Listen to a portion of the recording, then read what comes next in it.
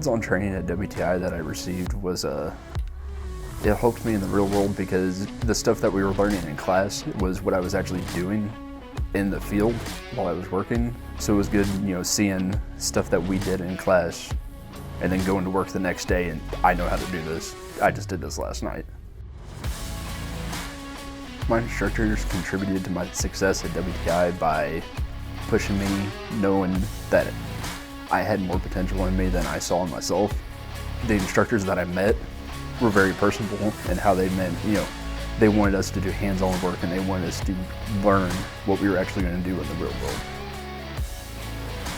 So since graduating WTI, I got a promotion at work from Tier 2 technician to a Tier 3 technician. And from that point, it's making me want to get more certifications like a Cisco certification or possibly some more cybersecurity certifications. I would describe WTI to somebody else as a good hands-on learning experience that what you learn in classroom every day, you will use for the rest of your life and your career.